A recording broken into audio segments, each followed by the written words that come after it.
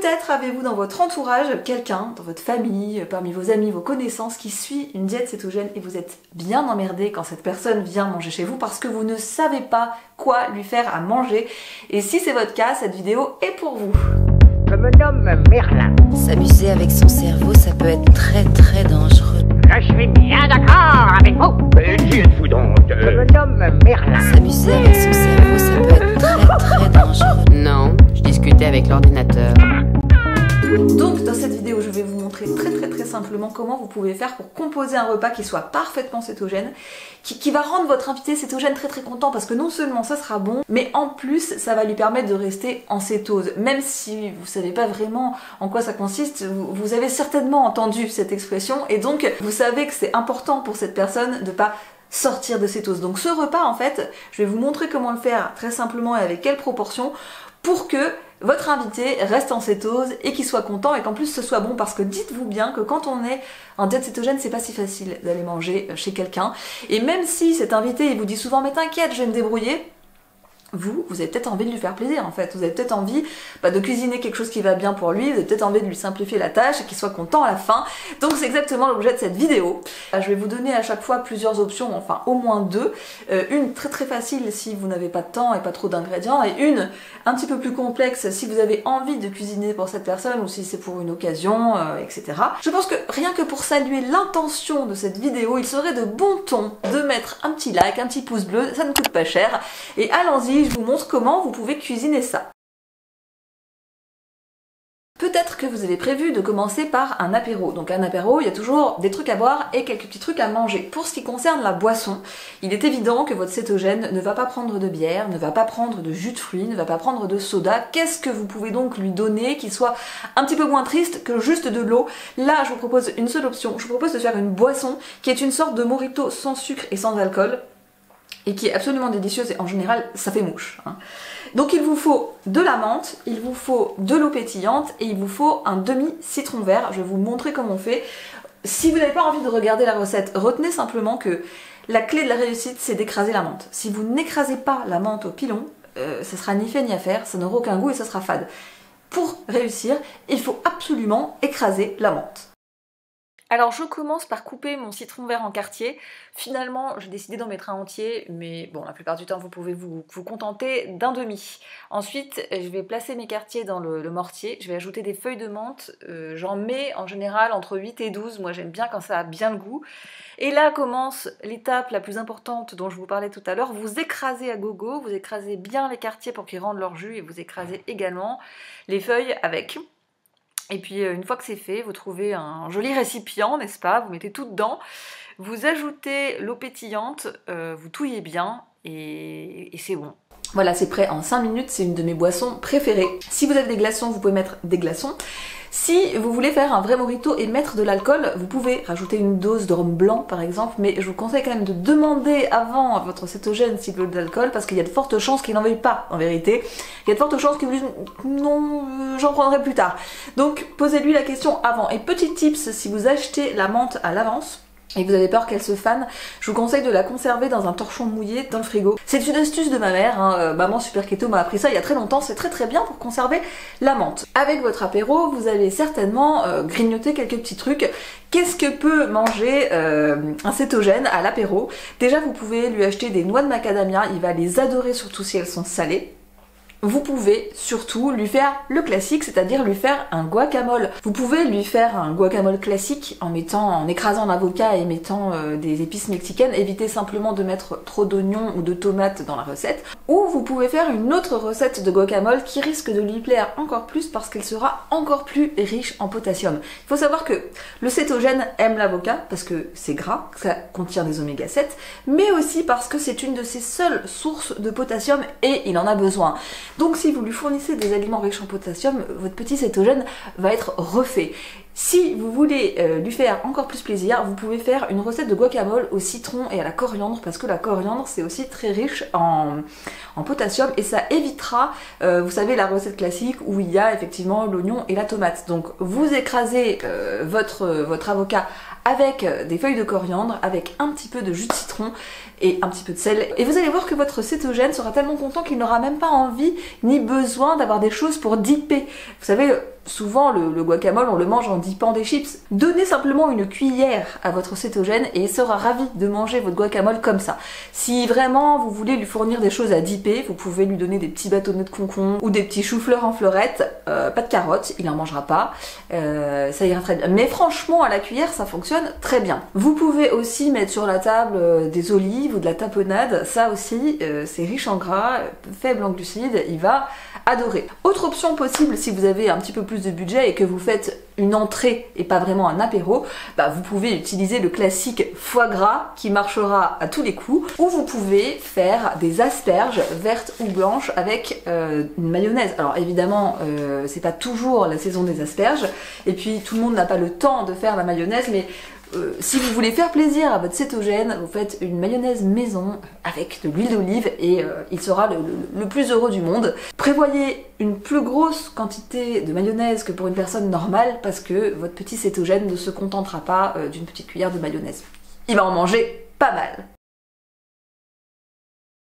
Si vous n'avez pas trop de temps et que vous voulez faire simple, vous pouvez vous rabattre sur le classique qui marche à tous les coups. Vous faites des œufs brouillés avec du beurre et une petite salade à côté, soit une salade normale, soit encore meilleure option, une salade de pousses d'épinards, parce que les pousses d'épinards c'est hyper riche en potassium, votre petit cétogène sera ravi. Alors pour les proportions, ce que je vous conseille de faire, c'est de prévoir pour cette personne entre 2 et 3 œufs brouillés, éventuellement de lui demander combien il en prend, parce que la quantité de protéines en cétogène c'est quelque chose qu'on régule un petit peu, donc vous pouvez lui poser la question. Vous faites fondre dans votre poêle environ 30 g de beurre, et puis vous battez vos œufs. Quand le beurre est chaud, vous versez les œufs dans la poêle, vous remuez comme ça quelques secondes, c'est très vite cuit et c'est prêt. Pour la petite salade normale ou de pousses d'épinards, vous pouvez prévoir une vinaigrette.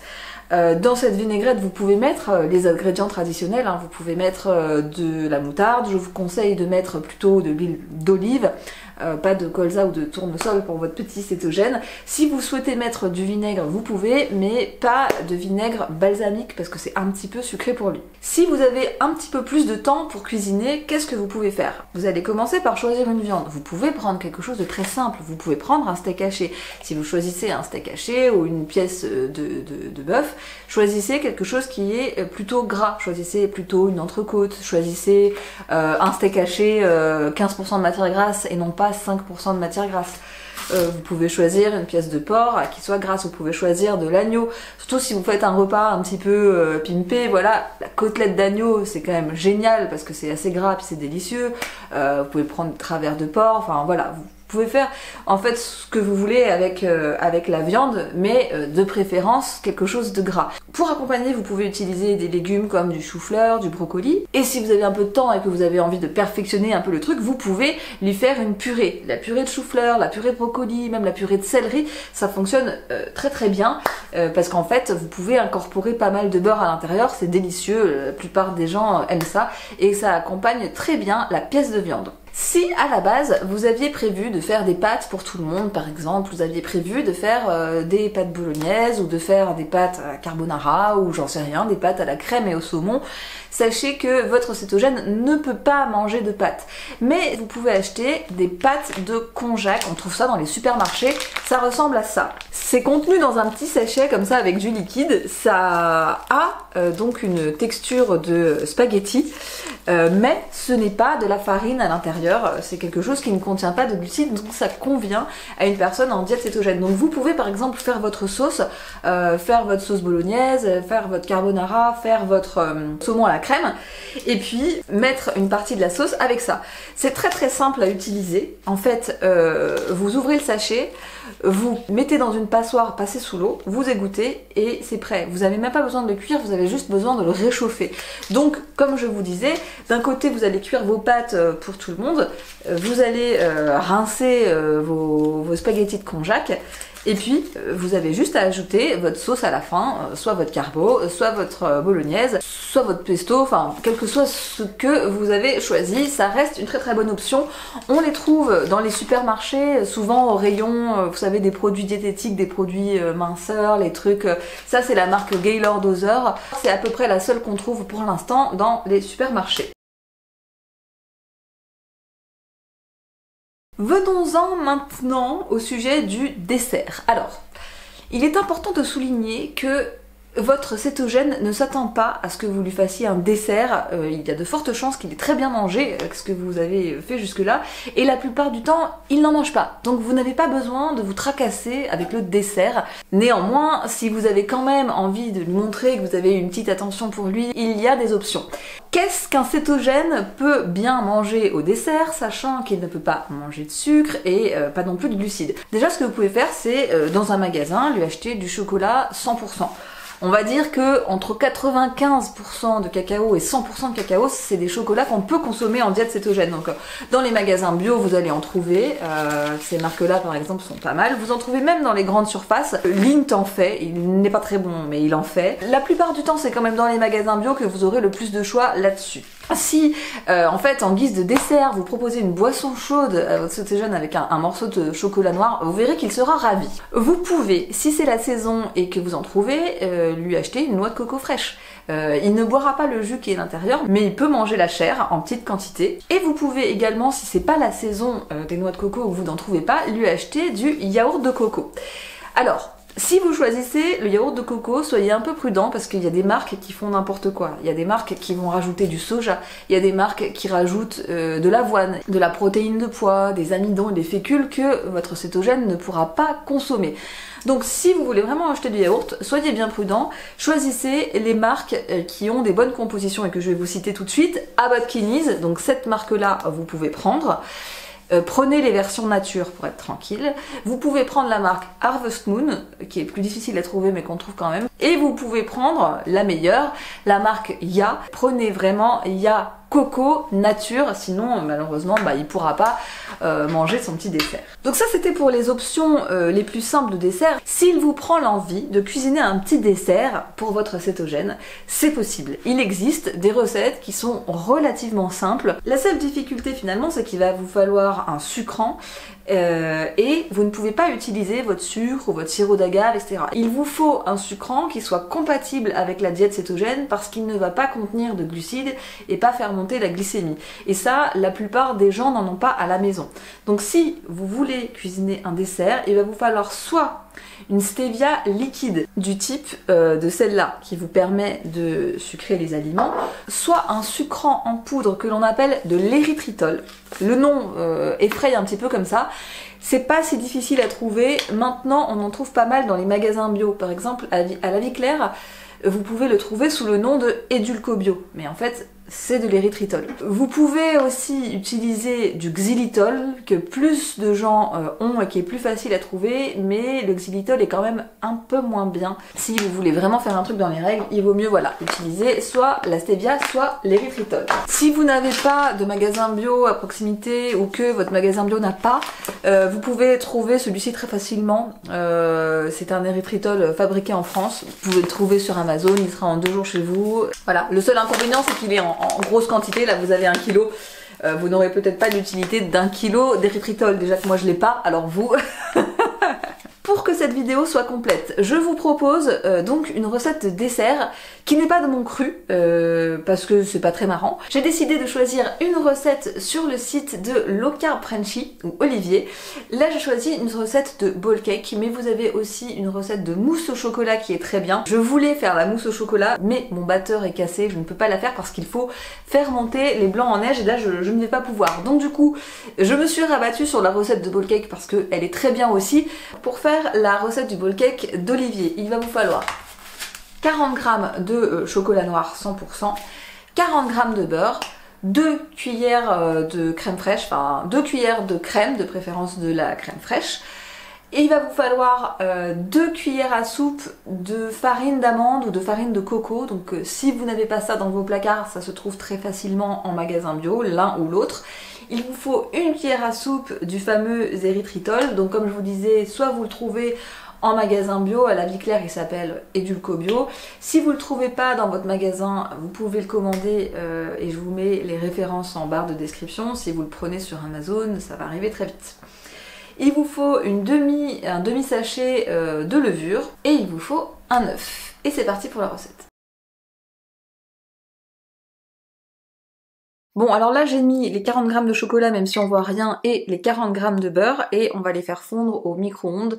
Alors le micro-ondes, on en dira ce qu'on voudra, mais le principe d'un bowl cake, c'est que ça se fait en 1 minute et que ça se fait au micro-ondes. Donc vous faites fondre le chocolat et le beurre au micro-ondes. Quand c'est fondu, vous allez ajouter les 2 cuillères de farine de coco ou d'amande. Vous allez ajouter la cuillère d'érythritol et la levure. Et puis ensuite, vous ajoutez l'œuf. Et alors moi, j'ai pris le pire outil du monde pour mélanger. Ça s'est empégué, c'était une horreur. Vous ajoutez les 2 cuillères de crème, vous mélangez bien et en fait, vous obtenez une crème hyper onctueuse que vous allez remettre 1 minute au micro-ondes pour le cuire.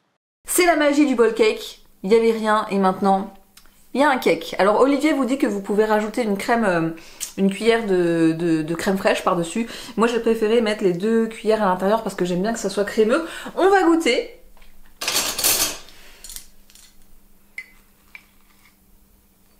Ça a une texture de mousse au chocolat. Je pense que j'aurais dû le cuire un peu plus, mais alors moi vraiment j'aime bien quand c'est pas très cuit. C'est très très bon.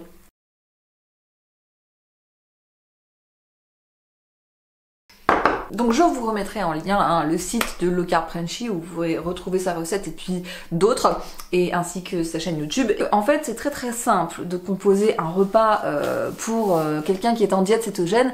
Si vous voulez avoir plus d'idées, parce que cette personne vient souvent manger chez vous, vous pouvez acheter mon livre Révolution cétogène, parce que non seulement ça vous expliquera tout sur la diète cétogène, mais à la fin vous aurez des recettes avec les meilleures viandes en diète cétogène, les meilleurs légumes en diète cétogène.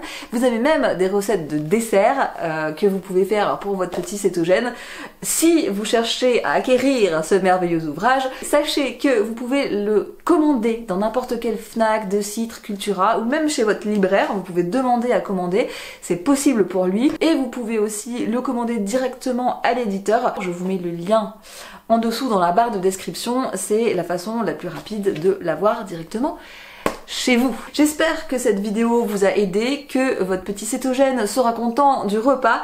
N'hésitez pas à liker cette vidéo et à très bientôt dans la télé-réalité de la cétose.